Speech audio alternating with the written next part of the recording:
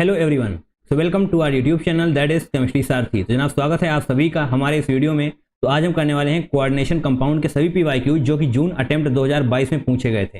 And इसी प्रकार से हमने काफ़ी सारे पीवाईक्यू अपलोड किए हैं स्ट्रक्चर्ड फॉर्मेट में चैप्टर वाइज। तो निश्चित तौर पर जाकर के हमारे चैनल को विजिट करिए, काफ़ी कुछ आपको मिलने वाला है। राइट, तो निश्चित तौर पर इस वीडियो को हम शुरू करेंगे। क्वेश्चन नंबर 1, 24 जून शिफ्ट 1 का जनाब ये क्वेश्चन है। Match list 1 with list 2। तो बेसिकली यहाँ पर लिस्ट 1 में क्या दिया हुआ है, कंपाउंड दिए हुए हैं, एंड लिस्ट 2 में हाइब्रिडाइजेशन दिया हुआ है, तो इसकी हम मैचिंग करने वाले हैं। राइट, तो जनाब ध्यान से पढ़िए, PtCl4 2 BrF5 PCl5। ओके, तो जनाब यहाँ पर ये दो केमिकल बॉन्डिंग के हैं and A and D obviously coordination compound के ही हैं। तो निश्चित तौर पर आपको दोनों ही चीज़ें सॉल्व करनी आती हैं। तो जनाब करेंगे PtCl4 2 तो निश्चित तौर पर जनाब प्लेटिनम इस तरीके से होगा। इस तरीके से क्या जनाब ये होने वाला है 5D का। राइट, आप सभी को पता है कि प्लेटिनम 5D सीरीज में आता है, तो निश्चित तौर पर ये स्ट्रॉन्ग फील्ड लिगेंड की तरह ही बिहेव करने वाला है। क्लोरीन भले ही हो बट निश्चित तौर पे 4D एंड 5D सीरीज के सभी सेंट्रल एटम के साथ जनाब ये स्ट्रॉन्ग फील्ड लिगेंड वाला ही कॉन्सेप्ट यूज होता है, स्पेक्ट्रोकेमिकल वाला कोई भी कॉन्सेप्ट यूज नहीं होता है। जो भी आपने स्पेक्ट्रोकेमिकल सीरीज पढ़ी है, strong field ligand, weak field ligand, जो भी आपने पढ़ा है वो सभी कुछ 3D सीरीज के लिए ही होता है। राइट, 3D ट्रांजिशन सीरीज के लिए। तो निश्चित तौर पे जनाब यहाँ पर स्ट्रॉन्ग फील्ड लिगेंड है तो सभी की पेयरिंग करवा देगा। लास्ट में बचने वाला है DsP2। राइट, ऑब्वियसली जनाब DsP2 ही होने वाला है, तो A का हो जाएगा थर्ड। ये बातें आपको पता होनी चाहिए। 3D सीरीज का होगा तभी हम स्पेक्ट्रोकेमिकल सीरीज का यूज करेंगे, यानी कि strong field ligand and weak field ligand देखेंगे। फिलहाल के लिए जनाब BrF5 PCl5 को करिए। BrF5 यानी कि ब्रोमीन की आउटर मोस्ट सेल में 7 इलेक्ट्रॉन होते हैं। चलिए जनाब हम 7 इलेक्ट्रॉन सबसे पहले ड्रॉ करेंगे एंड ये 7 इलेक्ट्रॉन हमने बना लिए हैं। अब जनाब 5 इलेक्ट्रॉन फ्लोरीन के साथ बॉन्डिंग में बिजी हो जाएंगे, करा दिए।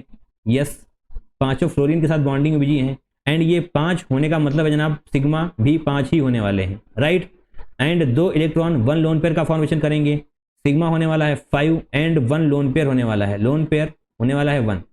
हाइब्रिडाइजेशन के लिए इनको हम ऐड करते हैं, यानी कि sigma plus lone pair equal to 6 होने वाला है। ऑब्वियसली 5 + 1 6 ही होता है।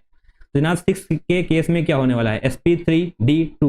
राइट, sp3d2 होने वाला है। तो जनाब sp3d2 कहाँ गया, यहाँ है, यानी कि 4th नंबर हम लिख देंगे यहाँ पर। एंड जनाब अब बारी है PCl5 की। फास्फोरस की आउटर मोस्ट सेल में 5 इलेक्ट्रॉन होते हैं, इधर हम 5 इलेक्ट्रॉन ड्रॉ कर लेंगे एंड पांचों क्लोरीन के साथ बॉन्डिंग में बिजी हैं, तो निश्चित तौर पर कोई भी लोन पेयर नहीं होगा एंड सिग्मा होने वाले हैं 5। एंड जनाब यहाँ पर जब सिग्मा प्लस लोन पेयर करेंगे, यानी कि 5 + 0 = 5 आने वाला है। तो जनाब 5 के केस में क्या होता है, sp3d ऊपर लिखा हुआ है, C का फर्स्ट हो जाएगा। बेसिकली अगर आपको नहीं पता है कि sp3d2 sp3 sp2 कैसा कुछ कब होता है, सिग्मा लोन पेयर हम कैसे फाइंड आउट करते हैं, तो जनाब जाइए केमिकल बॉन्डिंग के हमारे इस वाले वीडियो को देखिए, निश्चित तौर पर आपके सारे डाउट्स क्लियर होने वाले हैं। Right, now moving forward, D को भी देख लीजिए। बाय द वे आपको अभी तक आंसर मिल चुका होगा बट हम यहाँ पर डी वाले को भी सॉल्व करने वाले हैं, क्योंकि अभी के लिए हम प्रैक्टिस कर रहे हैं। जनाब इसको जब आप ध्यान से देखेंगे तो कोबाल्ट पर +3 ऑक्सीडेशन स्टेट आने वाली है। कोबाल्ट पर +3 ऑक्सीडेशन स्टेट आने वाली है, तो आपको एक बात पता होनी चाहिए, भले ही कोबाल्ट 3D सीरीज का हो बट अगर कोबाल्ट पर +3 स्टेट आ रही है तो जनाब जो आप यहाँ पर नाइट्रोजन डोनर देख रहे हैं, यानी कि NH3, वो स्ट्रॉन्ग फील्ड लिगेंड की तरह बिहेव करेगा।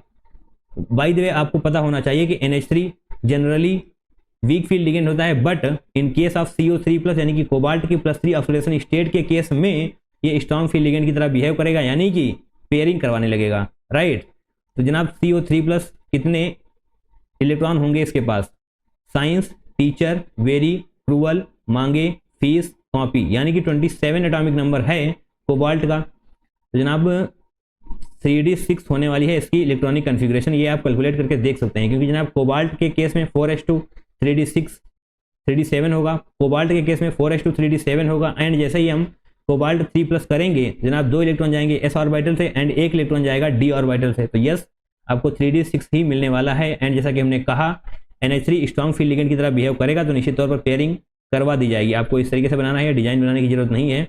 1 2 3 4 5, यस जनाब पेयरिंग होगी तो 1 2 3 4 5 6 ऐसे होने वाला है। तो निश्चित तौर पर ये होने वाला है D2sp3। राइट, D2sp3 इस तरीके से आप काउंटिंग कर सकते हैं। तो जनाब ये D2sp3 यानी कि ये होने वाला है सेकेंड। चलिए ऑप्शन को मैच कर लेते हैं। ए का होने वाला है थर्ड, ए का थर्ड, इसको हटाइए, इसको हटाइए, दैट्स इट। बी का फोर्थ जनाब ऑप्शन नंबर बी ही हमारा सही हो जाएगा। सी का फर्स्ट है एंड डी का सेकेंड। तो यस, आपने बिल्कुल अच्छे तरीके से चारों मॉलिक्यूल को समझा एंड इस क्वेश्चन को भी क्रैक किया। आगे बढ़िए क्वेश्चन नंबर 2 पे जनाब आइए। In the cobalt carbonyl complex CO2, okay, number of CO यानी कि cobalt bond is X, that's it, and terminal carbonyl ligands is Y, X plus Y। तो बेसिकली हमने आपसे पहले भी कहा है कि कुछ स्ट्रक्चर्स आपको याद होने चाहिए एज इट इज, तो ये स्ट्रक्चर उनमें से एक था। MN वाला भी स्ट्रक्चर आपको याद होना चाहिए। अगर नहीं याद है जनाब याद करिए, क्योंकि अगर ये स्ट्रक्चर नहीं आएंगे तो किसी भी कीमत पर ये क्वेश्चन आप सॉल्व नहीं कर सकते हैं एट एनी कॉस्ट। चलिए फिलहाल के लिए हम इस स्ट्रक्चर को ड्रॉ करते हैं। अगर आपने नहीं सीखा है जनाब सीखिए एंड इसको आगे के लिए याद रखिएगा।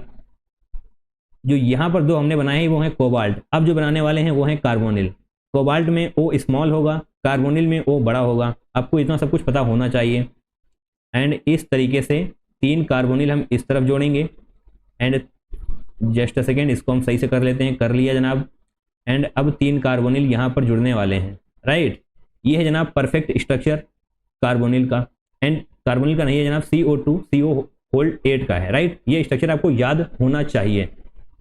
जनाब काउंटिंग करिए, हमसे क्या कहा गया है, नंबर ऑफ CO बॉन्ड्स, यानी कि कोबाल्ट बॉन्ड कितने हैं, ऑब्वियसली जनाब एक ही है, तो X = 1 होने वाला है, that's it.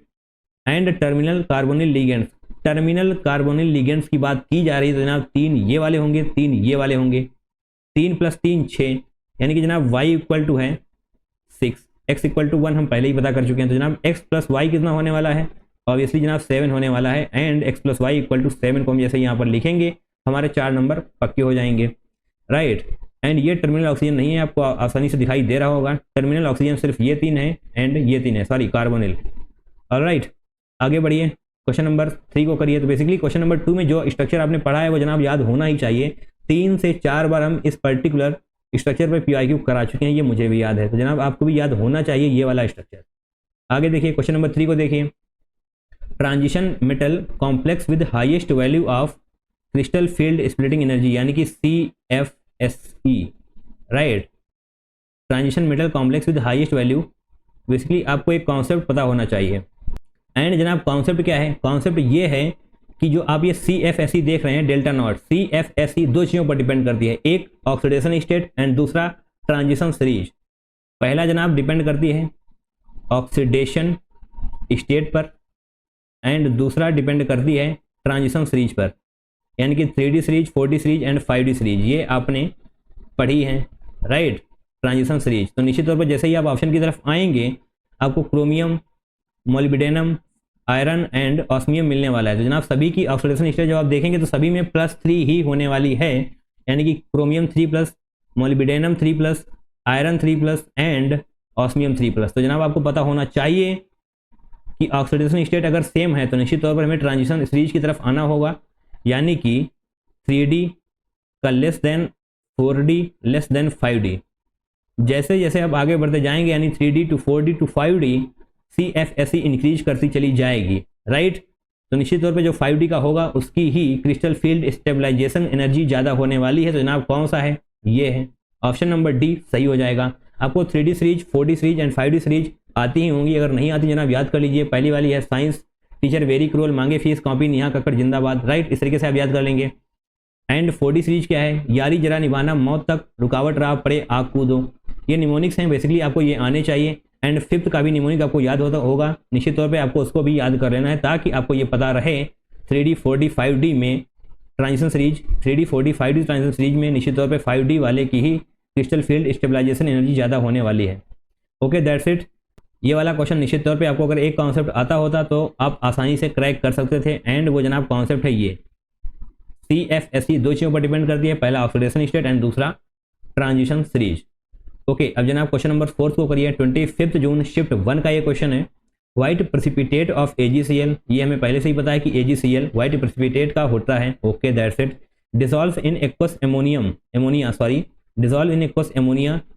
Solution due to formation of ABCD। तो जनाब यहाँ पर हम रिएक्शन लिखेंगे AgCl प्लस एक्वस एमोनिया, यहाँ पर जनाब NH3 होने वाला है, राइट। ऑब्वियसली ये एक्वस में होगा।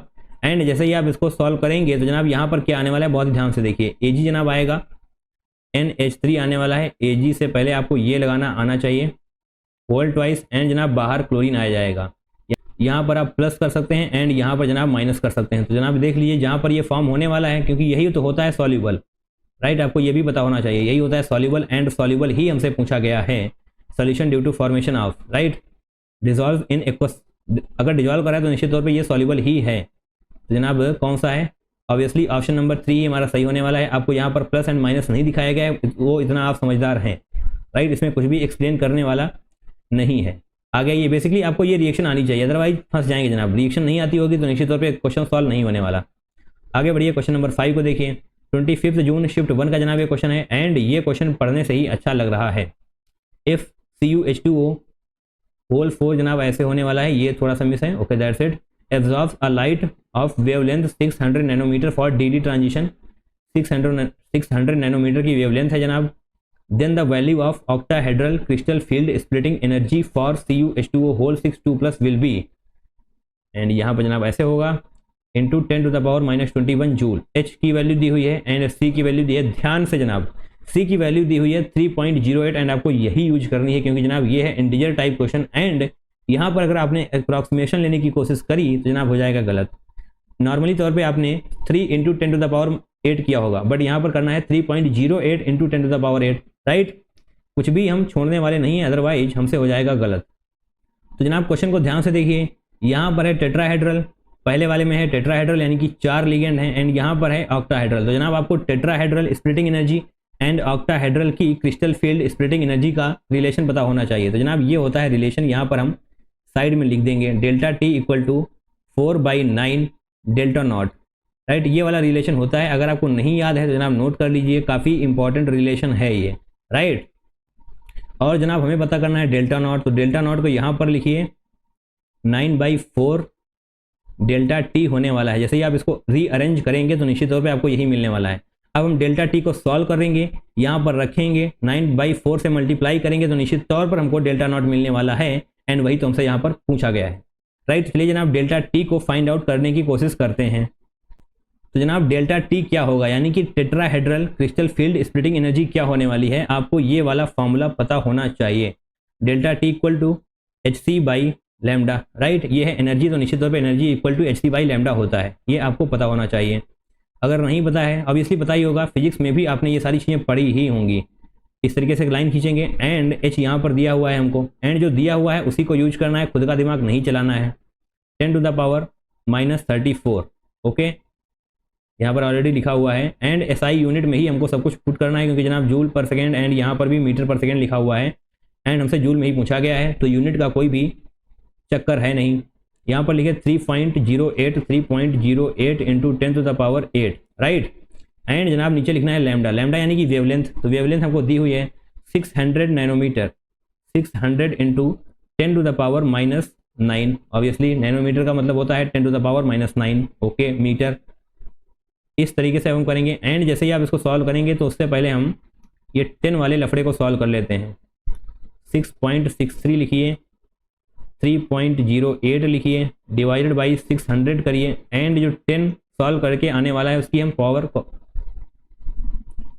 हम पावर को सही से कैलकुलेट कर लेते हैं। तो जनाब ये ऊपर आ जाएगा 9, 8, 17 यानी कि 10⁻⁻17 ही आने वाला है, ओके दैट्स इट। हमने 10 की पावर को समेट करके लिख लिया है। अब जनाब इसको सॉल्व करेंगे जैसे ही आप, तो जनाब इसको सॉल्व करने के बाद आने वाला है 0.03403 इंटू 10⁻⁻17 एंड इसको हम जब फर्दर रीअरेंज करेंगे तो जनाब क्या आने वाला है, 340 लिख लेते हैं सबसे पहले हम, 340.34 इंटू 10⁻⁻21 एंड ऐसा हमने क्यों किया, क्योंकि जनाब हमसे आंसर भी 10⁻⁻21 के ही फॉर्मेट में पूछा गया है एंड जब इसको हम फर्दर करेंगे तो जनाब क्या आने वाला है 340। एक्साइटमेंट में मत आ जाना, 340 डायरेक्ट मत लिख देना, क्योंकि इसको भी याद रखना है। हमने यहाँ पर सिर्फ और सिर्फ डेल्टा T पता किया है, राइट। एक्साइटेड नहीं होना है, बिल्कुल भी एक्साइटेड नहीं होना है, पूरा दिमाग खोल करके हमको क्वेश्चंस करने हैं। इस तरफ आ जाइए जनाब, यहाँ पर डेल्टा नॉट = 9/4 इंटू 340 अभी के लिए हम ले लेंगे। 340 नहीं जनाब पूरा ही लीजिए, अदरवाइज आप गलत कर देंगे। 340.34 यहाँ पर पूरा ही लेंगे, जैसा कि हमने आपसे मना किया है कि इंटीजर टाइप क्वेश्चन में हमको अप्रॉक्सीमेशन से बचना है, अदरवाइज हम -1 से बच नहीं पाएंगे, राइट। इसको जैसे ही आप सॉल्व करेंगे 9/4 इंटू 340.34 तो निश्चित तौर पे आपको आने वाला है 765.765 इंटू 10⁻⁻21। ये तो आपको आने ही वाला जैसे ही आप इसको यहाँ से लेकर आएंगे, राइट। तो फिलहाल हम यहाँ पर भी ये लिख देते हैं एंड जैसे ही आप इसको फर्दर राउंड ऑफ करेंगे तो जनाब आने वाला है 766, राइट। 765.76 है तो निश्चित तौर पे 0.76 वो 1 में कन्वर्ट हो जाएगा एंड यहाँ पर 766 आने वाला है। एंड अगर आप यहाँ पर ये इग्नोर कर देते तो जनाब 765 ही आता एंड आप 766 के बजाय 765 लिखेंगे या फिर 767 लिखेंगे तो जनाब -1 ही मिलने वाला है। एग्जैक्ट आंसर लिखना पड़ेगा इंटीजर टाइप क्वेश्चन में, तभी +4 मिलेंगे, अदरवाइज -1 निश्चित तौर पे मिलने ही वाला है। ऐसी गलती नहीं करेंगे, पूरे क्वेश्चन को लास्ट सॉल्व करेंगे तो जनाब ये क्वेश्चन काफ़ी अच्छा है क्योंकि इसमें बहुत ही तगड़ी कैलकुलेशन है एंड ऐसी कैलकुलेशन अगर आपको एग्जाम में आ जाए तो जनाब छोड़ दीजिएगा ऑप्शन। ऐसे केस में हम क्वेश्चन को मार्क कर लेंगे एंड लास्ट में सॉल्व करेंगे अगर हमारे पास टाइम बचेगा तो। जनाब ईगो पे मत लेना कि मल्टीप्लिकेशन है हम कैसे सॉल्व नहीं कर पा रहे हैं, मान लेना कि हम सॉल्व नहीं कर पा रहे हैं, बाद में करेंगे। अदरवाइज जनाब ये इतनी तगड़ी कैलकुलेशन है, कुछ भी गलती हुई, थोड़ी सी भी मिस्टेक हुई जनाब यहाँ पर आंसर बदल जाएगा एंड -1 मिल जाएगा, राइट। तो जनाब यहाँ पर 766 हमको लिखना पड़ेगा क्योंकि यही हमारा करेक्ट आंसर होने वाला है, राइट। तो ये क्वेश्चन का कॉन्सेप्ट बिल्कुल भी टफ नहीं था, या फिर आपको ये वाला अगर फॉर्मूला नहीं आता तो यस कॉन्सेप्ट टफ भी था। तो बेसिकली ये बहुत ही शानदार सा क्वेश्चन है, आपको 2 से 3 बार इसकी प्रैक्टिस करनी पड़ेगी तभी आप इसको क्रैक कर पाएंगे। आगे बढ़िए, क्वेश्चन नंबर 6 को करिए। 25 जून शिफ्ट 2 का ये क्वेश्चन है। Amongst FeCl3.3H2O K3FeCN whole 6 okay the spin only magnetic moment value of the inner orbital complex that absorbs light at shortest wavelength is Bohr magneton। तो जनाब ये है बेहद शानदार क्वेश्चन। कैसे है, क्योंकि सबसे पहले हमको ये पता होना चाहिए कि कौन सा इनर ऑर्बिटल कॉम्प्लेक्स होगा एंड देन हमको शॉर्टेस्ट वेवलेंथ के लिए डेल्टा नॉट भी पता होना चाहिए। तो जनाब बहुत ही शानदार सा क्वेश्चन है, स्टेप वाइज हम करेंगे तभी इस क्वेश्चन को सॉल्व कर पाएंगे। तो जनाब हमारे पास 3 कंपाउंड दिए हुए हैं FeCl3.3H2O Fe। पहले तो इसको सही से कर लेते हैं, इसको सही से कर लेते हैं कि क्या मतलब हुआ जनाब FeCl3H2O होल 3। जब आप इस तरीके से लिखेंगे तो आपको ज़्यादा समझ में आएगा। निश्चित तौर पर H2O Cl दोनों ही वीक फील्ड लिगेंड है, दोनों ही वीक फील्ड लिगेंड है। तो क्या मतलब हुआ जनाब, ये हो जाएगा outer orbital complex, right. And ये वाला होने वाला है जनाब ये इनर ऑर्बिटल कॉम्प्लेक्स। तो इसको ऐसे करेंगे इनर ऑर्बिटल कॉम्प्लेक्स एंड जनाब ये भी हो जाएगा इनर ऑर्बिटल कॉम्प्लेक्स। अभी अगर आपको ये समझ में नहीं आया है कि ये सब ने कैसे लिख दिया तो जनाब ध्यान से सुनिए। इनर ऑर्बिटल कॉम्प्लेक्स जो आपको यहाँ पर दिखाई दे रहा है, इन दोनों में इनर ऑर्बिटल कॉम्प्लेक्स होता है स्ट्रांग फील्ड लिगेंड के केस में एंड आउटर ऑर्बिटल कॉम्प्लेक्स होता है वीक फील्ड लिगेंड के केस में, राइट। तो जनाब यहाँ पर ध्यान से देखिए H2O एंड Cl दोनों ही वीक फील्ड लिगेंड हैं तो यस आउटर ऑर्बिटल कॉम्प्लेक्स होगा एंड Cn एक स्ट्रांग फील्ड लिगेंड है, साइनाइड एक स्ट्रांग फील्ड लिगेंड होता है तो यस यहाँ पर इनर ऑर्बिटल कॉम्प्लेक्स होने वाला है। इनर ऑर्बिटल कॉम्प्लेक्स यानी कि एक इनर ऑर्बिटल होगी, राइट। ऐसा आप देख चुके हैं निश्चित तौर पे अगर Cn होगा तो पेयरिंग करवा देगा एंड आपको D का एक ऑर्बिटल मिलने ही वाला है, 1 या 2 जितने भी मिले।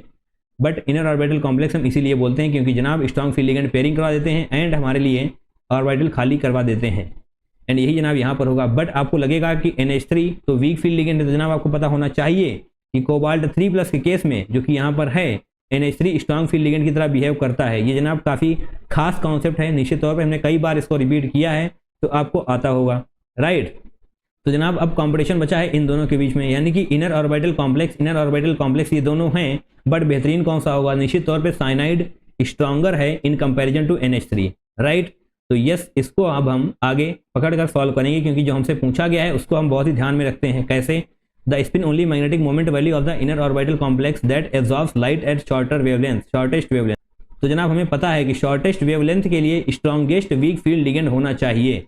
जनाब स्ट्रॉन्गेस्ट क्या है, साइनाइड। अब इन तीनों की बात कर रहे हैं, अगर आपको कुछ भी दिक्कत है कौन सा स्ट्रांग होता है कौन सा वीक होता है या फिर कौन वाला ज़्यादा स्ट्रांग होता है कौन वाला कम स्ट्रांग होता है, तो निश्चित तौर पे जाकर के हमारे कोऑर्डिनेशन कंपाउंड वाले रिवीजन वीडियो को देखिए, वहाँ पर हमने स्पेक्ट्रोकेमिकल सीरीज बता रखी है। तो यस आपको सब कुछ समझ में आ जाएगा।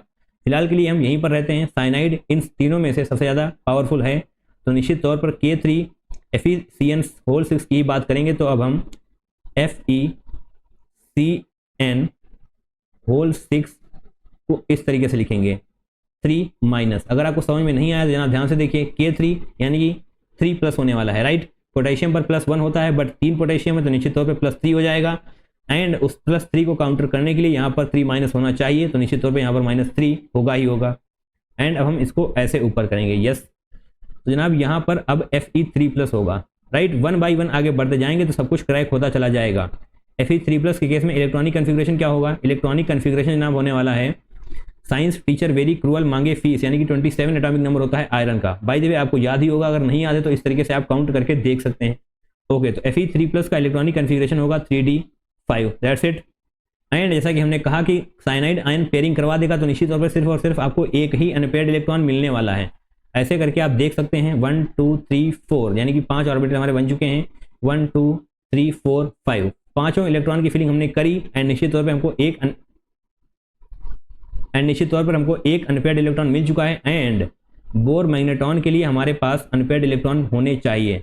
बोर मैग्नेट्रॉन बोले तो magnetic moment, right. Magnetic moment के लिए हमारे पास अनपेयर्ड इलेक्ट्रॉन होने चाहिए। इस तरीके से मैग्नेटिक मोमेंट का फॉर्मूला क्या होता है? n+2। इस फॉर्मूले को आप कई बार कर चुके होंगे।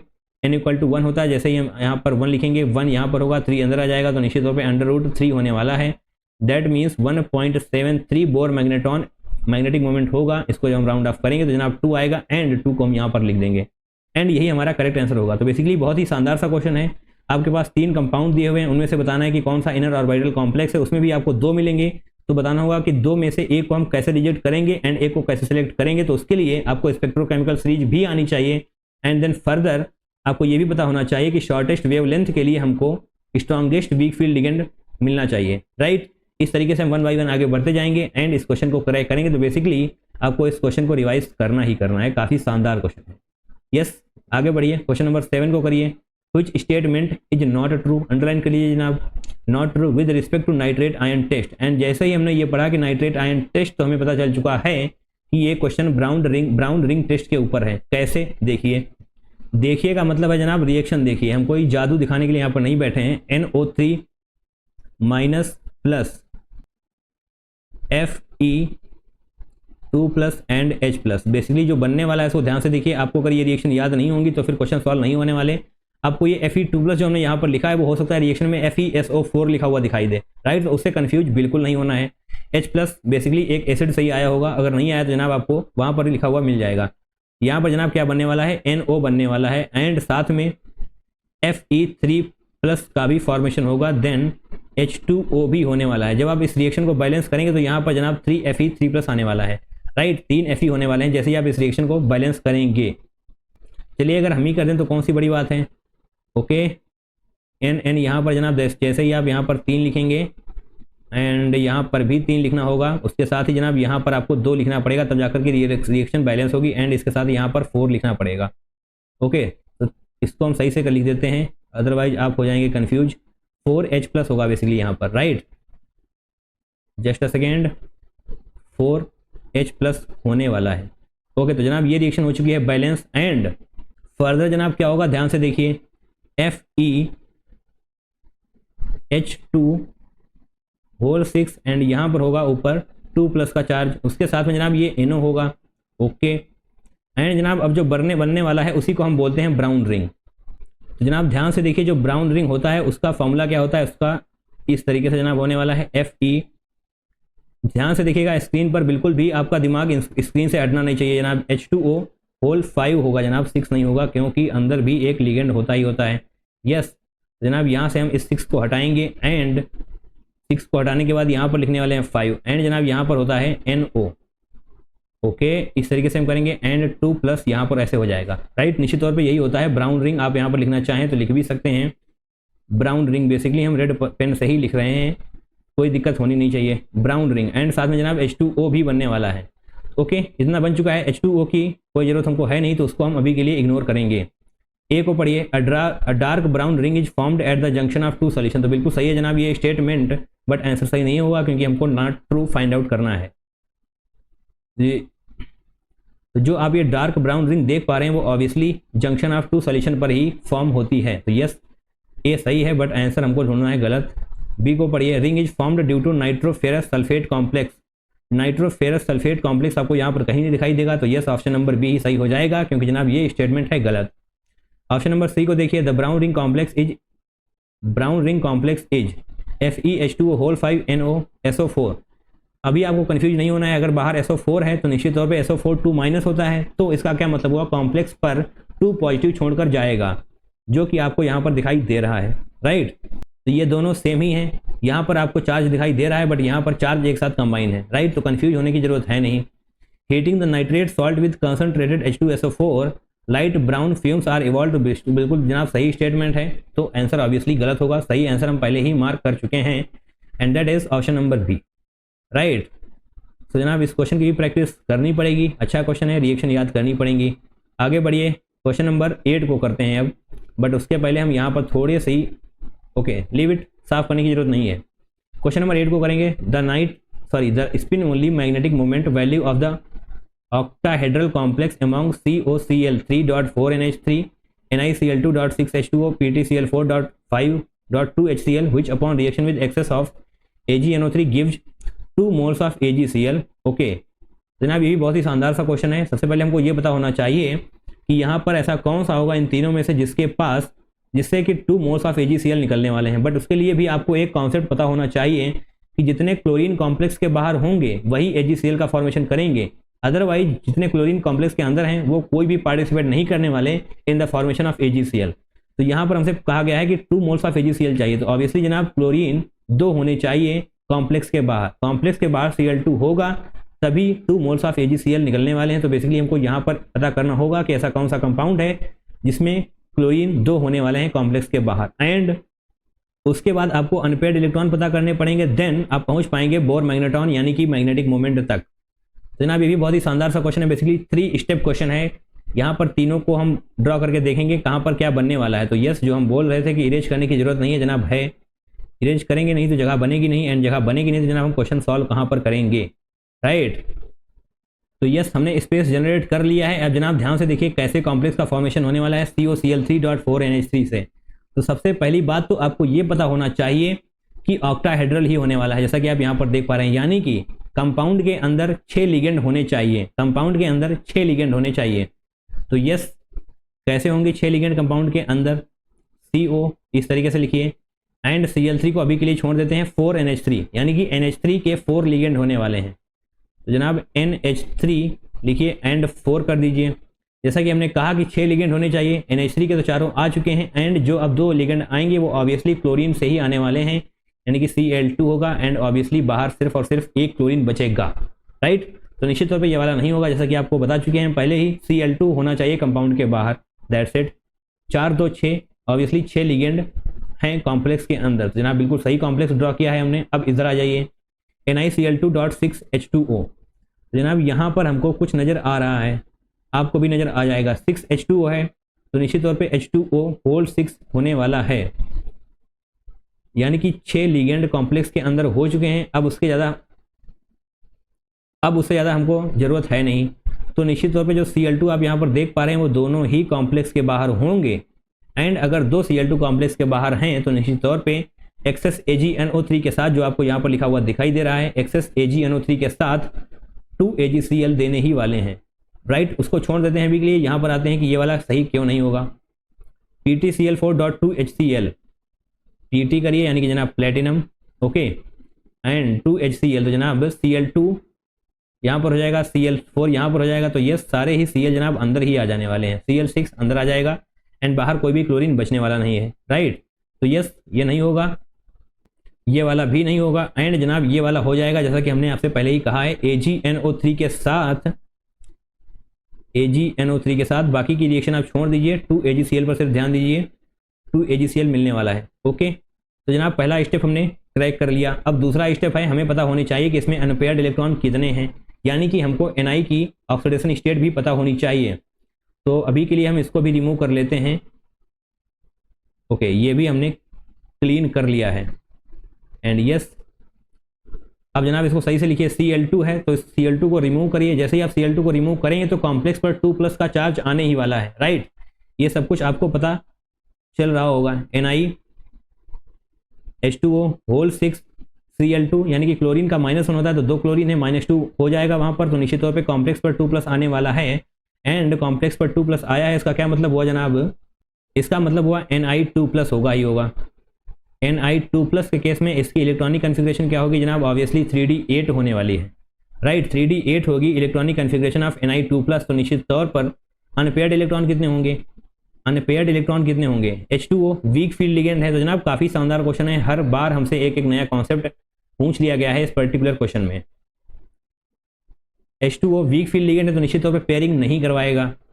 1 2 3 4 5 6 7 8 जनाब बाद में पेयरिंग होगी, पहले पेयरिंग नहीं होगी। तो यस, यहाँ पर 2 अनपेयर्ड इलेक्ट्रॉन आपको देखने को मिल जाएंगे। n = 2 आने ही वाला है।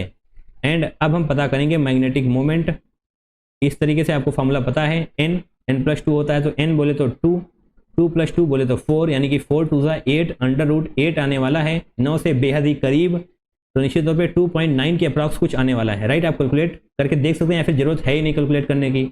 9 के बेहद करीब है तो जो कुछ भी आप करेंगे वो राउंड ऑफ होने के बाद 3 ही आने वाला है एज ए करेक्ट आंसर। तो यस, हमने इस क्वेश्चन को क्रैक किया। एंड जनाब ये क्वेश्चन एक अच्छा क्वेश्चन है। फिलहाल के लिए यहाँ पर हम 3 लिख देंगे। जनाब मैग्नेटिक मोमेंट होने वाला है 3 बोर मैग्नेट्रॉन, राइट। तो बेसिकली ये बहुत ही शानदार सा क्वेश्चन था। 3-4 स्टेप आपको करने होंगे तब जाकर सही आंसर तक पहुंच पाएंगे। 2 मिनट आपको इस क्वेश्चन को सॉल्व करने में भी लग सकते हैं। तो बेसिकली आपको ये भी पता होना चाहिए कि कॉम्प्लेक्स का फॉर्मेशन हम कैसे करेंगे। लिगेंड 6 होने चाहिए कॉम्प्लेक्स के अंदर, जितने बाहर बचेंगे वो बाहर बचेंगे, बट बाहर 2 क्लोरीन होने चाहिए 2 AgCl के लिए। अगर 3 AgCl चाहिए होता तो यस Cl3 होना चाहिए था कॉम्प्लेक्स के बाहर। अगर 1 यानी कि 1 मोल AgCl चाहिए तो यस सिर्फ और सिर्फ Cl से भी काम चल जाता। ओके, इसको बनाने के बाद आपको ये भी पता होना चाहिए कि H2O वीक फील्ड है, स्ट्रॉन्ग फील्ड है, बाकी आप अनपेयर्ड इलेक्ट्रॉन निकालेंगे, देन मैग्नेटिक मोमेंट भी आप फाइंड आउट कर लेंगे एंड करेक्ट आंसर को मार्क कर देंगे। That's it. ये क्वेश्चन जनाब आसान है अगर आपको सारे कॉन्सेप्ट्स आते हैं तो, अदरवाइज जनाब ये क्वेश्चन थोड़ा सा अच्छा ही हम बोलेंगे ना। क्वेश्चन नंबर 9, 26 जून शिफ्ट 2 का जनाब ये क्वेश्चन है, इसको भी बहुत ही ध्यान से पढ़िए। Reaction of CO। तो बेसिकली ये सारे जो क्वेश्चन कराए जा रहे हैं वो बेसिकली काफ़ी क्वेश्चन इंटीजर टाइप क्वेश्चन ही है, तो आपसे कोई भी गलती नहीं होनी चाहिए। फोकस 100% होना चाहिए स्क्रीन पर, right. Reaction of CO H2O whole 6 2+ with excess ammonia and in the presence of oxygen results into a diamagnetic product. Number of electrons present in T2G orbitals of the product. तो basically हमको एक reaction solve करनी पड़ेगी, then देखना होगा कि diamagnetic product कौन सा है एंड उसमें देखना होगा कि T2G में कितने इलेक्ट्रॉन्स हैं। जनाब ये वाला क्वेश्चन भी काफ़ी शानदार है। तो बेसिकली यहाँ पर हम सबसे पहले रिएक्शन को सॉल्व करने की कोशिश करेंगे। CO H2O 6 2+ जो आपको यहाँ पर लिखा हुआ दिखाई दे रहा है, विद एक्सेस अमोनिया बोले तो NH3 करेंगे। एंड अब जो बनने वाला है तो यस इसको हटाइए एंड निश्चित तौर पर हम NH3 लिखने वाले हैं, राइट। NH3 होल 6 एंड ऊपर जनाब क्या आ जाएगा? वो जनाब आ जाएगा 3, यस 3+ आ जाने वाला है, प्लस H2O हो जाएगा, बट उसको छोड़ दीजिए अभी के लिए। चलिए लिख ही देते हैं H2O। एंड जनाब हमसे क्वेश्चन में बताया गया है डायमैग्नेटिक प्रोडक्ट, तो निश्चित तौर पे यही वाला डायमैग्नेटिक प्रोडक्ट होगा। क्यों होगा? क्योंकि जनाब कोबाल्ट पर +3 ऑक्सीडेशन स्टेट है एंड कोबाल्ट पर +3 ऑक्सीडेशन स्टेट के केस में NH3 स्ट्रॉन्ग फील्ड लिगेंड की तरह बिहेव करता है, दैट मीन्स पेयरिंग करवा देगा। CO3+ आपने इसको कई बार सॉल्व किया होगा। CO3+ का मतलब होता है जनाब 3D6। हम बात कर रहे हैं इलेक्ट्रॉनिक कन्फिग्रेशन की, राइट। तो इलेक्ट्रॉनिक कन्फिग्रेशन होगी 3D6 एंड 6 इलेक्ट्रॉन की पेयरिंग हो जाएगी। कोई भी इलेक्ट्रॉन आपको अनपेयर्ड मिलेगा नहीं, यानी कि ये होने वाला है डायमैग्नेटिक। तो इसका मतलब हो गया जनाब यही हमसे पूछा जा रहा था, राइट। कोई भी इलेक्ट्रॉन आपको अनपेयर्ड नहीं मिलने वाला, हमने पता कर लिया यही वाला है। अब आगे पढ़िए। Number of electrons present in T2G orbital. Okay, तो ये करने की जरूरत हमको नहीं है। T2G ऑर्बिटल के लिए हमको CFT को फॉलो करना पड़ेगा जनाब। CFT के लिए 3D6 ऐसे बनाएंगे एंड इसकी जब स्प्लिटिंग होगी तो नीचे होंगे T2G ऑर्बिटल, ऊपर होंगे EG ऑर्बिटल। सभी को पता है T2G में 3 होते हैं, EG में 2 होते हैं। अब जनाब आपको पता होना चाहिए NH3 स्ट्रॉन्ग फील्ड लिगेंड की तरह बिहेव करेगा, यानी कि स्प्लिटिंग ज़्यादा होने वाली है। इन दोनों की स्प्लिटिंग ज़्यादा होने वाली है, राइट। तो जनाब आगे क्या होगा? पहले तो 6 इलेक्ट्रॉन की फिलिंग करनी पड़ेगी, 1 2 3। अब चौथा इलेक्ट्रॉन कहाँ पर होगा? ऊपर जाएगा या फिर यहाँ पर आएगा? उसके लिए आपको पता होना चाहिए कि स्ट्रॉन्ग फील्ड लिगेंड के केस में स्प्लिटिंग ज़्यादा होती है, तो जो चौथा इलेक्ट्रॉन है वो पेयरिंग करना पसंद करता है बजाय ऊपर जाने के। अगर वीक फील्ड लिगेंड होता तो निश्चित तौर पर चौथा इलेक्ट्रॉन ऊपर ही जाता पेयरिंग करने के बजाय।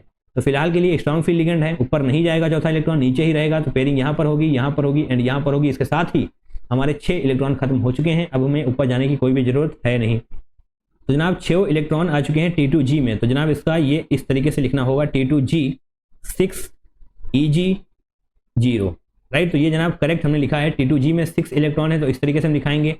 एंड वापस आइए क्वेश्चन पर, number of electrons present in T2G orbital of the product. तो जनाब हमसे पूछा गया है कि प्रोडक्ट के T2G ऑर्बिटल में कितने इलेक्ट्रॉन होंगे। तो जनाब अभी बता दीजिए कितने इलेक्ट्रॉन होंगे, क्योंकि सब कुछ तो हमने सॉल्व करके ऑलरेडी दिखा दिया है।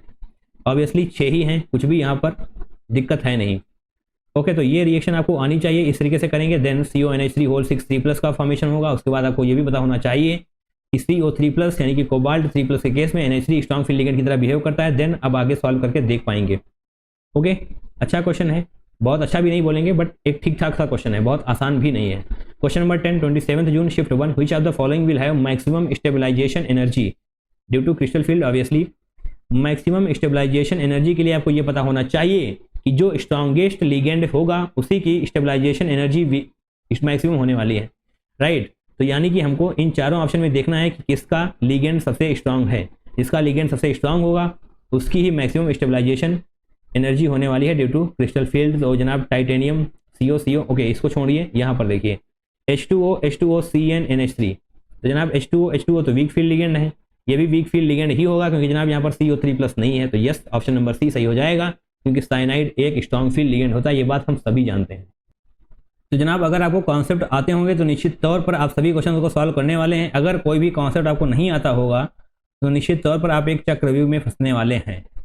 चलिए क्वेश्चन नंबर 11 को भी करेंगे। 27 जून शिफ्ट 2 का जनाब ये क्वेश्चन है, arrange the following coordination compound in the increasing order of magnetic moment. Okay, तो हमारे पास 4 कंपाउंड दिए हुए हैं और उनको मैग्नेटिक मोमेंट के इंक्रीजिंग ऑर्डर में अरेंज करना है।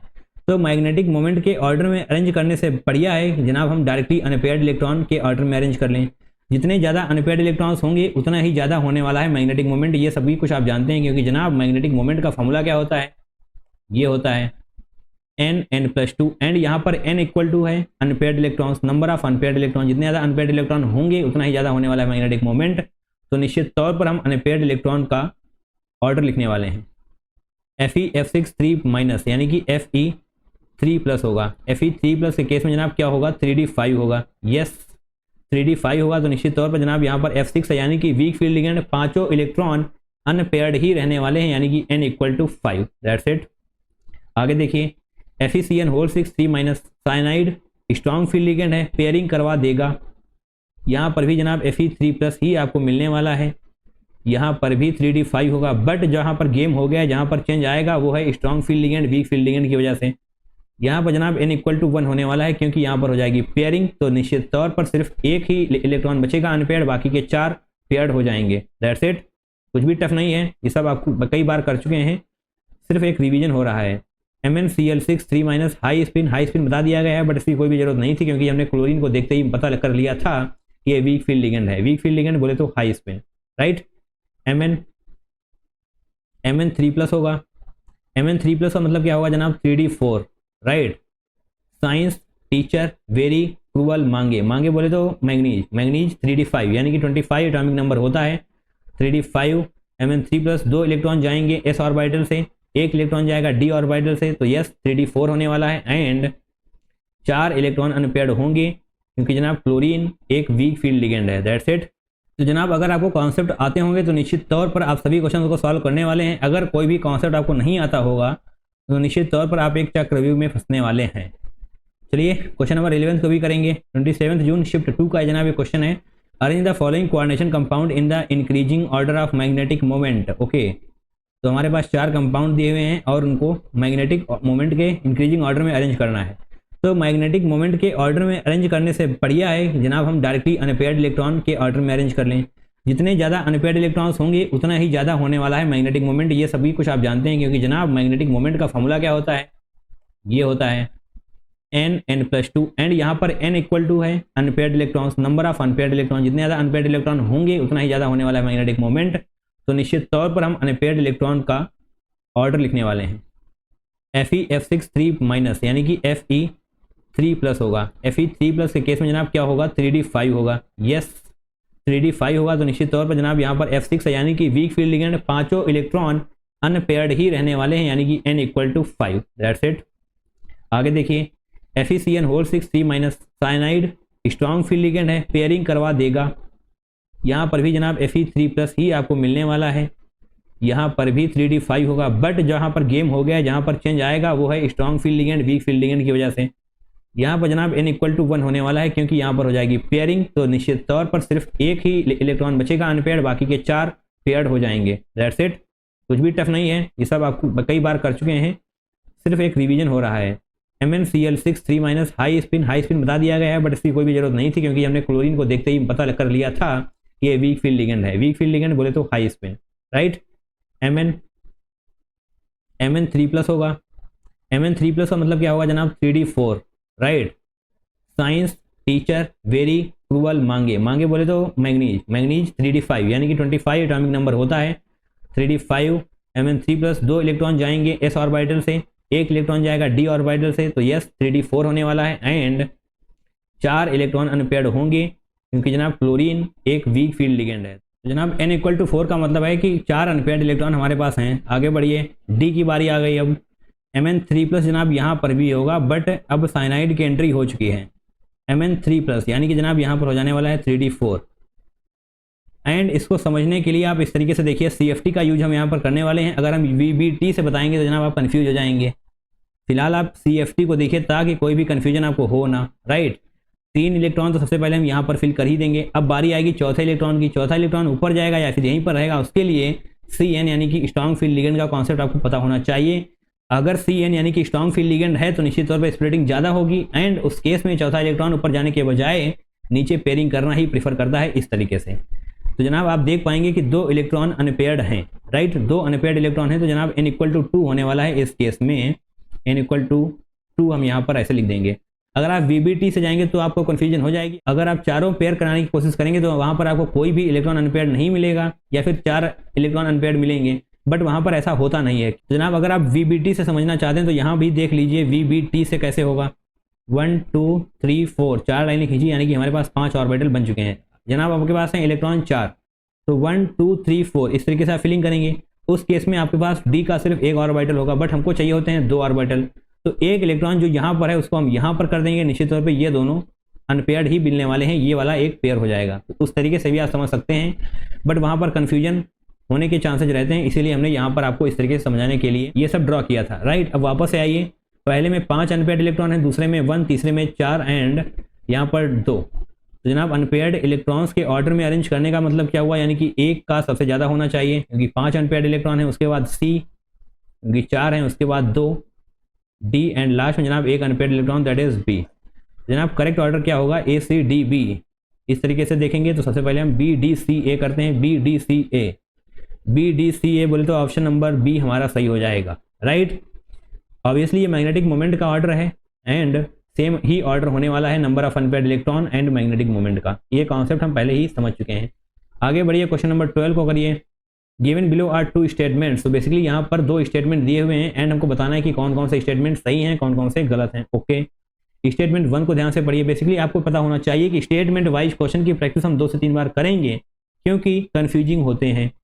NiCN whole 4 2- is square planar and diamagnetic complex with DsP2 hybridization for Ni, but NiCO whole 4 is tetrahedral paramagnetic and sp3 hybridization for Ni. Okay, NiCl4 2-, okay, both have same d electronic configuration।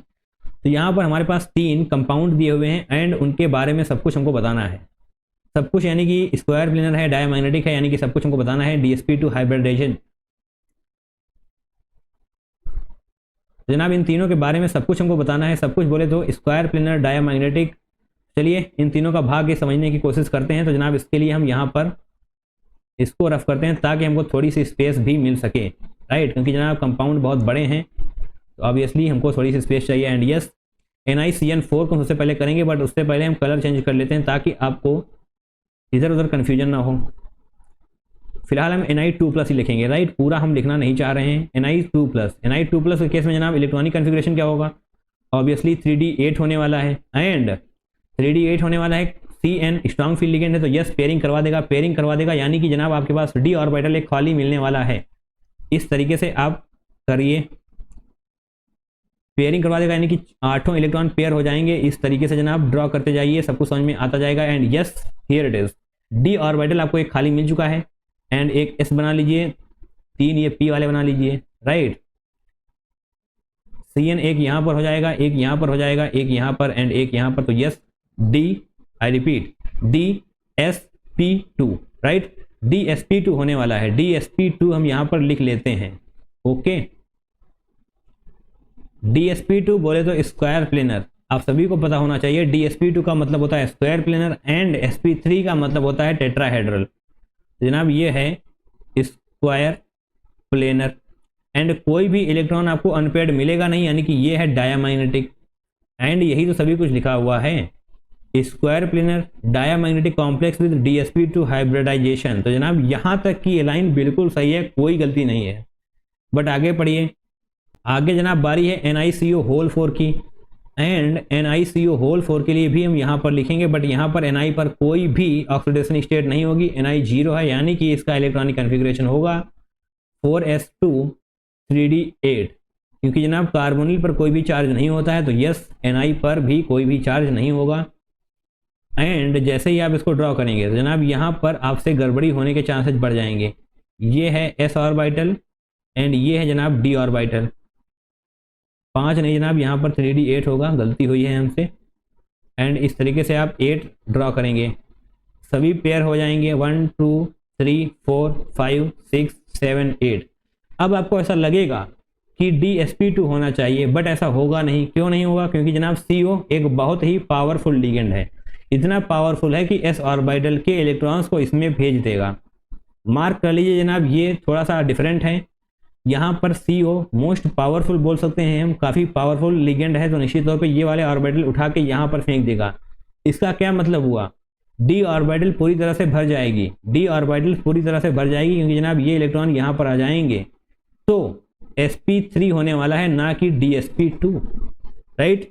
sp3 बोले तो tetrahedral, sp3 बोले तो tetrahedral and कोई भी electron आपको unpaired नहीं दिखाई देगा, क्योंकि ये दोनों इलेक्ट्रॉन यहाँ पर आने वाले हैं, तो जनाब सारे के सारे इलेक्ट्रॉन्स पेयर्ड हो जाने वाले हैं। इट मीन्स ये होगा डायामैग्नेटिक। ये क्या जनाब, दोनों ही डायामैग्नेटिक हैं। तो जनाब वापस से आगे पढ़िए, यहाँ तक तो बिल्कुल सही था, आगे पढ़िए। But NiCO whole 4 is tetrahedral, सही है। पैरामैग्नेटिक, जनाब यहीं पर गलत हो गया, पैरामैग्नेटिक नहीं डायामैग्नेटिक होना चाहिए था। sp3 तो सरल है, sp3 तो करेक्ट है, बट एक लाइन यहाँ पर गलत है, सॉरी एक वर्ड गलत है, तो ऑब्वियसली डायामैग्नेटिक होना चाहिए था। तो जनाब ये पूरा का पूरा स्टेटमेंट गलत हो जाएगा। अगर आपकी नज़रें थोड़ी सी भी इधर उधर हुई, यानी कि फोकस जरा सा भी टूटा, तो निश्चित तौर पर ये स्टेटमेंट को आप करेक्ट भी कर सकते हैं, क्योंकि काफ़ी सारी इन्फॉर्मेशन यहाँ पर करेक्ट लिखी हुई है सिवाय एक के। पैरामैग्नेटिक नहीं जनाब, डायामैग्नेटिक होना चाहिए था। तो यस, ये वाला स्टेटमेंट गलत होगा, बट डेफिनेटली ये सब कुछ आपको आना चाहिए, क्या सही है क्या गलत, ये सब कुछ भी समझ में आपको आना चाहिए। नाउ स्टेटमेंट 2, स्टेटमेंट 2 में जनाब NiCO4 के बारे में तो हम ऑलरेडी लिख चुके हैं, बट अब बारी है NiCl4 2-, यानी कि यहाँ पर भी Ni2+ ही होने वाला है। एंड इस केस में भी जनाब 3d8 ही होगा इलेक्ट्रॉनिक कन्फिग्रेशन, बट जो चेंज आएगा वो यहाँ पर आएगा। क्लोरीन एक वीक फील्ड लिगेंड है, तो जनाब यहाँ पर पेयरिंग नहीं होने वाली, पेयरिंग नहीं होने वाली, तो जनाब कितने अनपेयर्ड इलेक्ट्रॉन हमको मिलेंगे? 1 2 3 4, ओके दैट्स इट। 1 2 3 4 5 एंड अब पेयरिंग होगी 6 7 8, तो जनाब n = 2 होने वाला है, यानी कि 2 इलेक्ट्रॉन अनपेयर्ड हमको मिलने वाले हैं। हे मसीह यीशु हालेलुया, पवित्र आत्मा हालेलुया। एंड जनाब 2 अनपेयर्ड इलेक्ट्रॉन है, यानी कि ये हो जाने वाला है पैरामैग्नेटिक। ऑब्वियसली अगर एक भी अनपेयर्ड इलेक्ट्रॉन है तो जनाब पैरामैग्नेटिक होता है। एंड sp3 होगा, ऑब्वियसली d में तो कोई ऑर्बिटल खाली है नहीं, sp3 एंड साथ ही में जनाब टेट्राहेड्रल भी लिखी दीजिए, क्योंकि ये सारी चीज़ें साथ साथ चलती हैं। अब बारी है स्टेटमेंट 2 को पढ़ने की। NiCl4 2- एंड यानी कि दोनों होंगे NiCO4 both have same D electronic configuration. ऊपर वाला देख लेते हैं, ऊपर वाला sp3 है, नीचे वाला भी sp3 है, करेक्ट है अभी तक। And have same geometry, sp3 tetrahedral tetrahedral दोनों सेम। एंड आर पैरामैग्नेटिक, जनाब यहीं पे गड़बड़ हो गई, पैरामैग्नेटिक नहीं, ऊपर वाला जनाब डायामैग्नेटिक है। इसी वजह से पहला स्टेटमेंट गलत हुआ था, तो यस इसकी वजह से दूसरा स्टेटमेंट भी गलत हो जाएगा। ये जनाब पैरामैग्नेटिक अगर होता तो जनाब दोनों ही स्टेटमेंट सही होने वाले थे, बट पैरामैग्नेटिक नहीं डायामैग्नेटिक होगा। अगर आपको विश्वास नहीं है तो ध्यान से देखिए, सारे इलेक्ट्रॉन्स पेयर्ड हैं, कोई भी अनपेयर्ड नहीं है।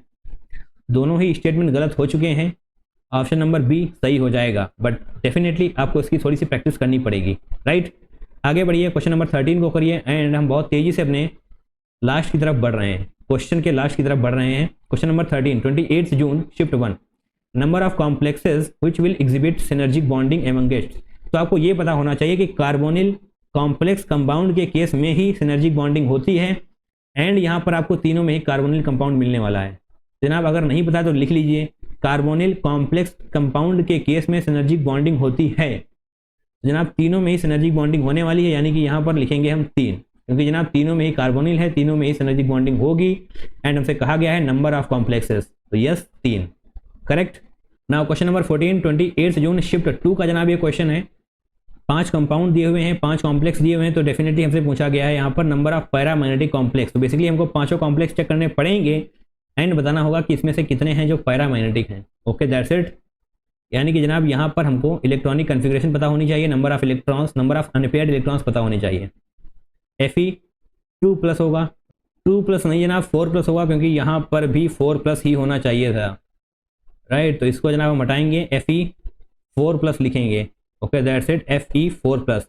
अब जनाब Fe 4+ का इलेक्ट्रॉनिक कन्फिग्रेशन क्या होगा, जैसा कि आप सभी जानते हैं कि आयरन का एटॉमिक नंबर होता है 26, यानी कि 4s2 3d6, बट Fe 4+ का मतलब है 2 इलेक्ट्रॉन s ऑर्बिटल से जाएंगे एंड 2 इलेक्ट्रॉन जाएंगे d ऑर्बिटल से, तो इसका मतलब हुआ जनाब 3d4 होने वाला है। एंड आप यहाँ पर देख पाएंगे Cn जनाब सभी में है, यानी कि साइनाइड आयन सभी में है, तो निश्चित तौर पर स्ट्रॉन्ग फील्ड लिगेंड है, तो जनाब पेयरिंग तो होनी ही होनी है।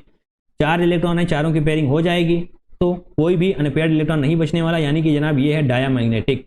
ओके, चारों इलेक्ट्रॉन पेयर्ड हो जाएंगे इस तरीके से, बिल्कुल हो जाएंगे, तो ये है डायामैग्नेटिक। आगे आइए, Fe3+ यहाँ पर होने वाला है। Fe3+ देखते ही आपके दिमाग की घंटी बजनी चाहिए, क्योंकि यहाँ पर होंगे 3d5, एंड अगर 5 इलेक्ट्रॉन है तो जनाब पेयरिंग कैसे भी करा लो, अनपेयर्ड एक ना एक तो रहने ही वाला है, एक अनपेयर्ड मिल जाएगा यहाँ पर, तो निश्चित तौर पर ये होने वाला है पैरामैग्नेटिक। फिलहाल के लिए हम सिर्फ पैरा लिखेंगे।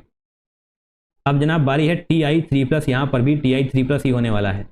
टाइटेनियम का एटॉमिक नंबर क्या होता है, साइंस टीचर, तो निश्चित तौर पर 22 एटॉमिक नंबर होता है। Okay that's it, 22 atomic number का मतलब हुआ 4s2 3d2, बट 3 के केस में जनाब यहाँ पर हो जाने वाला है 3d1, तो इट मीन्स एक इलेक्ट्रॉन है, तो जनाब पेयरिंग कहाँ से होगी, पेयरिंग के लिए 2 तो होने चाहिए, तभी तो जनाब सिंगल वाला कॉन्सेप्ट खत्म होगा। अगर 2 ही नहीं है तो पेयरिंग कहाँ से हो जाएगी, तो यस यहाँ पर भी एक ना एक अनपेयर्ड रहने ही वाला है, तो यस पैरा हम लिख देंगे। एंड 2 हमको पैरा अभी तक मिल चुके हैं। आगे देखिए Ni2+ होने वाला है जनाब, यहाँ पर भी हो जाएगा 3d8 एंड सभी इलेक्ट्रॉन्स पेयर्ड हो जाएंगे, क्योंकि साइनाइड है जनाब, यहाँ पर भी डाया होने वाला है। लास्ट को भी देख लीजिए, CO3+ बोले तो 3d6, राइट, एंड ये भी डाया मैग्नेटिक हो जाएगा। अगर आपको समझ में नहीं आ रहा है कि ये सब हम कैसे लिख रहे हैं, तो निश्चित तौर पे आपको रिवीजन करने की जरूरत है। ये बहुत ही आसान से कॉन्सेप्ट हैं, ये आपकी फिंगर टिप्स पे होने चाहिए, बिल्कुल भी कन्फ्यूजन नहीं होनी चाहिए। तो जनाब हमसे पूछा गया था पैरामैग्नेटिक, तो yes number of paramagnetic complexes के केस में यहाँ पर हम 2 लिखेंगे, क्योंकि 2 पैरामैग्नेटिक हैं एंड 3 है डायामैग्नेटिक, तो यस यहाँ पर हम 2 लिखेंगे एंड आगे बढ़ेंगे। ये क्वेश्चन थोड़ा सा टाइम डिमांड कर रहा है, बाकी कॉन्सेप्ट तो बिल्कुल भी टफ नहीं है। क्वेश्चन नंबर 15 करिए। 28 जून शिफ्ट 2 का क्वेश्चन है जनाब, ये COCl3। ओके, 4 हैं हमारे पास number of complexes which will exist in cis trans. Okay, यहाँ पर ऐसे करिए, सिस ट्रांस का मतलब हुआ जनाब हमको GI फाइंड आउट करना है, यानी कि जिसमें जियोमेट्रिकल आइसोमेरिज्म होगा वही सिस ट्रांस में एग्जिस्ट करने वाला है। तो हमसे यहाँ पर ये पूछा गया है कि इन चारों में से कितने हैं जिनके पास जियोमेट्रिकल आइसोमेरिज्म होगा, या फिर जो जियोमेट्रिकल आइसोमेरिज्म को शो करने वाले हैं, राइट। तो जनाब जियोमेट्रिकल आइसोमेरिज्म फाइंड आउट करने से पहले आपको इनको सही से अरेंज करना होगा, यानी कि कॉम्प्लेक्स के अंदर 6 लिगेंड होने चाहिए। जनाब यहाँ पर CO, एंड ये थोड़ी देर पहले हम आपको सिखा चुके हैं, क्वेश्चन तो हमको याद नहीं है बट डेफिनेटली हमने बताया है थोड़ी देर पहले। NH3 यहाँ पर 4 हो जाएंगे, ऑब्वियसली यहाँ पर आपको 4 नजर आएगा, तो निश्चित तौर पे वो यहाँ पर आने वाला है। एंड अब हमको 2 क्लोरीन चाहिए ताकि हम 6 लिगेंड यहाँ पर रख सकें, राइट, एंड 1 क्लोरीन बाहर आ जाएगा। खैर बाहर वाले क्लोरीन को आप यहाँ पर नहीं भी दिखाएंगे तभी कोई दिक्कत है नहीं, क्योंकि हमको AgCl नहीं बनाना है, बट ठीक है हम दिखाना चाहते हैं तो दिखा सकते हैं। एंड अब बारी है COCl3.5 NH3। जनाब CO इस तरीके से लिखिए, NH3 यहाँ पर 5 आने वाले हैं, 5 NH3 होंगे तो 1 Cl होने वाला है एंड Cl2 बाहर हो जाएंगे। एंड जनाब इसकी बारी है तो यहाँ पर तो 6 NH3 ही हो जाएंगे, तो Cl की जरूरत हमको पड़ेगी नहीं, दैट्स इट। ओके, Cl3 यहाँ पर कर लेते हैं। एंड जनाब इसको ध्यान से देखिए, CO 5 NH3 हो जाएंगे, 5 NH3 एंड एक Cl है तो एक Cl यहाँ पर हो जाएगा। एंड जनाब 6 लिगेंड कंप्लीट हो चुके हैं तो डेफिनेटली ये सब कुछ बाहर चला जाएगा, NO3 होल ट्वाइस, राइट। जनाब ये सब कुछ हमने कंप्लीट कर लिया। अब आपको पता होना चाहिए कि ज्योमेट्रिकल आइसोमेरिज्म के लिए हम कैसे पता करते हैं। तो यहाँ पर क्या है, M बोले तो मिडल, राइट, MA4B2, इसको हम सही करते हैं इस तरीके से। एंड सेकेंड में क्या है, MA5B, थर्ड में MA6, फोर्थ में MA5B। तो जनाब आपको पता होना चाहिए कि MA4B2 के केस में ही ज्योमेट्रिकल आइसोमेरिज्म होता है, तो यस ऑप्शन नंबर ए सही हो जाएगा। एंड अगर हम बात करेंगे MA5B की या फिर MA6 की, तो जनाब वहाँ पर ज्योमेट्रिकल आइसोमेरिज्म नहीं होते हैं, वहाँ पर ज्योमेट्रिकल आइसोमेरिज्म का मतलब होता है 0। तो ऑप्शन नंबर ए सही नहीं होगा, बेसिकली हमको यहाँ पर लिखना होगा 1, राइट, क्योंकि 4 में से सिर्फ एक ही है जो ज्योमेट्रिकल आइसोमेरिज्म को शो करने वाला है, यानी कि जिसमें सिस ट्रांस एग्जिस्ट करेगा, राइट। वैसे तो जनाब हमने अपने कोऑर्डिनेशन कंपाउंड वाले वीडियो में, रिवीजन वीडियो में निश्चित तौर पे आपको बताया है कि ज्योमेट्रिकल आइसोमेरिज्म का शॉर्ट फॉर्मेट क्या होता है, शॉर्टकट क्या होता है, आप उससे काम चला सकते हैं, राइट। पूरा आपको पढ़ने की जरूरत पड़ेगी नहीं, बट चलिए एक बार फिर से हम आपको बताना चाहेंगे। जनाब यहाँ पर लिखिए MA6, या फिर हम पूरा लिख लें एंड आपको लास्ट में आकर के एक्सप्लेन कर दें तो बेहतर रहेगा। यस जनाब बेहतर रहेगा। तो यस जनाब हमने पूरा लिख लिया है, अब आपको एक्सप्लेन किए देते हैं। उसके लिए आपको ये याद रखना होगा 0 0 2 क्यूब 3 4 5 6 9 15, राइट। अब हमने ये क्या बोल दिया, उसके लिए आप जनाब स्क्रीन पर देखिए। पहले तो हम रेड पेन को ले लेते हैं। यस जनाब ले लिया, इसको हटाइए, फालतू की चीज़ें नहीं चाहिए हमको स्क्रीन पे। 0 0 2 क्यूब 3 4 5 6 9 15 लिखिए यहाँ पर। 0 0 2 क्यूब बोले तो 3 बार लिखना है 2, 2 2 2 2 क्यूब 3 4, स्क्रीन की तरफ नीचे आइए, 5 6 9 15 5 6 9 15। एंड जनाब ये हमने जो रेड पेन से लिखा है 0 0 2 क्यूब 3 4 5 6 9 15, ये है ज्योमेट्रिकल आइसोमेरिज्म, राइट। इतने ज्योमेट्रिकल आइसोमेरिज्म होने वाले हैं इसमें से, यानी कि जनाब आप सामने देख पाएंगे M का मतलब है मेटल, सभी में जो आप यहाँ पर देख पा रहे हैं कोबाल्ट है, राइट। तो उसकी टेंशन हमको है नहीं, सभी में मेटल होगा। बट उसके बाद जो भी देख रहे हैं A6 A5B A4B2 A4BC, तो बेसिकली आपको सभी कुछ याद करना पड़ेगा इसी ऑर्डर में। A6 का मतलब है जनाब एक ही लिगेंड है, यानी कि 6 लिगेंड एक ही हैं, सेम है। बट यहाँ पर जैसे ही आप देखेंगे, बेसिकली देखिए हम यहाँ पर कैसे करने वाले हैं, MA4B2, राइट, MA4B2। तो यस यहाँ पर 2, इसका मतलब यहाँ पर ज्योमेट्रिकल आइसोमेरिज्म एग्जिस्ट करते हैं, दैट्स इट। नीचे आइए, MA5B, ऑब्वियसली MA5B है। MA5B के केस में कोई भी ज्योमेट्रिकल आइसोमेरिज्म नहीं होते हैं, तो जनाब इसीलिए हमने आपसे कहा था कि यहाँ पर कोई भी ज्योमेट्रिकल आइसोमेरिज्म नहीं होगा, यानी कि सिस ट्रांस एग्जिस्ट नहीं करने वाले। नीचे आइए, MA6 ऑब्वियसली जनाब 0 होते हैं। एंड यहाँ पर MA5B अभी अभी हमने करके देख लिया है, राइट। तो बेसिकली आपको ये याद करना चाहिए, तो ज्योमेट्रिकल आइसोमेरिज्म पता करना, टिक करना बहुत ही आसान होने वाला है। MA6 MA5 MA4B2 ये सभी कुछ आप याद कर लीजिए। लास्ट में आपको MABCDEF मिलने वाला है, यानी कि 6 इलेक्ट्रॉन अगर डिफरेंट होंगे, 6 लिगेंड अगर डिफरेंट होंगे तो 15 ज्योमेट्रिकल आइसोमेरिज्म होने वाले हैं, राइट। बट वहाँ तक बात जाएगी नहीं, 3-4 में ही सिमट कर रह जाएगी। तो यहाँ पर चलिए हम जियोमेट्रिकल आइसोमेरिज्म बोले तो GI भी लिख देते हैं। तो यस यहाँ पर हम सिर्फ 1 लिखने वाले हैं, क्योंकि हमसे पूछा गया था नंबर ऑफ कॉम्प्लेक्स या कॉम्प्लेक्सेस, ओके। तो 1 लिखेंगे, यही हमारा सही आंसर होगा। एंड डेफिनेटली आपको ये याद करना ही करना है, ऑलरेडी हमने अपने रिवीजन वीडियो में बता रखी है, बट यहाँ पर भी हमने बताना ठीक समझा। आगे बढ़िए, क्वेश्चन नंबर 16 को करिए। Given below are 2 statement, yes हमको 2 स्टेटमेंट दिखाई दे रहे हैं। स्टेटमेंट 1 2, स्टेटमेंट 1 को पढ़िए। इन CuSO4.5H2O CuO bond present, obviously जनाब प्रेजेंट होते ही हैं, तो यस सही हो जाएगा, कुछ भी यहाँ पर टफ नहीं है। आगे आइए, इन CuSO4.5H2O ligands coordinating with Cu2+, नहीं यहाँ Cu2+, okay, Cu2+ ion are oxygen and sulphur, नहीं सल्फर की वजह से ये वाला गलत हो जाएगा। सिर्फ ऑक्सीजन के साथ ही कोऑर्डिनेट बॉन्ड बनता है in case of CuSO4.5H2O, right. Sulphur अगर यहाँ पर नहीं होता तो ये वाला स्टेटमेंट सही होता, तो जनाब सल्फर है तो ये वाला स्टेटमेंट हो जाएगा गलत। अगर आप विजुलाइज करना चाहते हैं तो जनाब करिए, यहाँ पर हम ड्रॉ करेंगे, आपको विजुलाइज करने का मौका भी हम देने वाले हैं। तो ये होता है कोऑर्डिनेट बॉन्ड जो ऑक्सीजन के साथ होता है, ये वाला होता है कोऑर्डिनेट बॉन्ड जो ऑक्सीजन के साथ होता है, राइट। एंड ये इस तरीके से होगा, ये इस तरीके से होगा, एंड इन दोनों से H इस तरीके से जुड़ने वाले हैं। बेसिकली हम आपको CuSO4.5H2O बनाने वाले हैं। H ऐसे होगा, H होगा, H होगा, H, इसको आप इस तरीके से कर दीजिए, इस तरीके से। एंड जनाब CuSO4 के केस में Cu+2 होने वाला है, राइट। SO4 2 माइनस होता है तो ऑब्वियसली Cu2+ होना चाहिए, जनाब यहाँ पर होगा। एंड यहाँ पर जनाब बीच में ऑक्सीजन होगा, उसकी बॉन्डिंग इस तरीके से होने वाली है, डॉट डॉट करके आप दिखा सकते हैं इस तरीके से। एंड जनाब पहले हम इस तरह का बना लेते हैं, यहाँ पर H हो जाएगा, डॉट डॉट करिए, O नेगेटिव होगा। एंड जनाब यहाँ पर S इस तरीके से हो जाएगा, S यहाँ पर जुड़ेगा, डबल बॉन्ड O, राइट। इसको सही से कर लीजिए and yes here it is. अब जनाब इसको यहाँ पर ऐसे जोड़ दीजिए, ये जो कुछ भी बनाया है हमने वो है CuSO4.5H2O।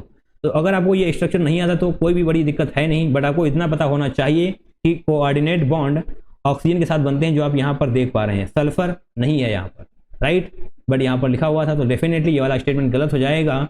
यानी कि statement 1 is correct but statement 2 is incorrect. Statement 1 is correct but statement 2 is correct, that means option number C सही हो जाएगा। ओके, तो ये वाला क्वेश्चन भी हमने किया। एंड जनाब अब हम बढ़ चुके हैं अपने लास्ट क्वेश्चन की तरफ। ये है आज के सेशन का last question, that is question number 17। Spin only magnetic moment of MnBr6 4+ होगा या फिर 4- होगा, उसके लिए हम थोड़ा सा आंसर की देखना चाहेंगे ताकि हम सही कर पाएँ कि 4+ है या फिर 4- है। 6 लिखा हुआ है तो डेफिनेटली जनाब 4+ नहीं होगा, 4- होना चाहिए। तो यस, इसको हम हटाएंगे। थोड़ी सी प्रिंटिंग एरर आपको यहाँ पर नज़र आ रही होगी, तो डेफिनेटली ये सब चीज़ें आप जब क्वेश्चन करेंगे तो आपको सब कुछ सही सही दिखने वाला है। ओके, तो Mn2+ जनाब आ जाएगा। Mn2+ के केस में इलेक्ट्रॉनिक कन्फिग्रेशन होती है 3d6, राइट। सॉरी 3d6 नहीं जनाब, 3d5 होगी, क्योंकि साइंस टीचर वेरी क्रूअल मांगे बोले तो 25 एटॉमिक नंबर होने वाला है मैग्नीज का। 25 के केस में 4s2 3d5 होगा and definitely 2 electron s orbital से गायब होंगे, तो जनाब यहाँ पर 3d5 होने वाला है। एंड 5 इलेक्ट्रॉन अनपेयर्ड रहने वाले हैं, क्योंकि ब्रोमीन वीक फील्ड लिगेंड होता है। 5 इलेक्ट्रॉन अनपेयर्ड होंगे। अगर आप देखना चाहते हैं किस तरीके से होंगे तो जनाब फटाफट से देख लीजिए। बाय द वे आपको यहाँ से शुरू करना है, वहाँ से शुरू नहीं करना है। 1 2 3 4 5 इस तरीके से होगा। 5 इलेक्ट्रॉन अनपेयर्ड हैं, बट हमसे पूछा गया है मैग्नेटिक मोमेंट, तो जनाब हम इस तरीके से कैलकुलेट कर देंगे। एंड डेफिनेटली 6 ही आने वाला है। यहाँ पर 5 होगा, 5+2 दैट इज 7, 7 × 5 √35। जो आप इसको सॉल्व करेंगे तो 5.9 के समथिंग कुछ आएगा एंड उसको राउंड ऑफ करके हम 6 ही लिख देंगे। एंड यहाँ पर जैसे ही हम देखेंगे, यहाँ पर ऐसे लाइन खींचिए, यहाँ पर 6 लिखिए। बेसिकली ये इंटीजर टाइप क्वेश्चन था, तो डेफिनेटली इसका करेक्ट आंसर होने वाला है 6। तो फाइनली हमने 17 क्वेश्चन कंप्लीट किए, यानी कि जो कोऑर्डिनेशन कंपाउंड में 17 क्वेश्चन पूछे गए थे, हमने सभी क्वेश्चन 1 बाय 1 सॉल्व किए एंड निश्चित तौर पे आपके सारे कॉन्सेप्ट क्रिस्टल क्लियर भी हुए होंगे। बाय द वे, आप अगर और क्वेश्चन करना चाहते हैं कोऑर्डिनेशन कंपाउंड से रिलेटेड, कोई कॉन्सेप्ट वीडियो रह गया है, कोई रिवीजन करना है, तो निश्चित तौर पर यहाँ पर देखिए, प्लेलिस्ट नजर आ जाएगी आपको। यहाँ पर हमने काफ़ी सालों के PYQs करा रखे हैं जनाब, आपको सभी करने हैं। एंड साथ में concept video and revision video को भी देखिए, तो आपके सारे कॉन्सेप्ट क्लियर होने ही वाले हैं। तो जनाब अभी के लिए इतना ही, आज की वीडियो में सिर्फ इतना ही। मिलते हैं किसी नेक्स्ट वीडियो में। That's all for today, till then take care, tata, bye bye and I love you all.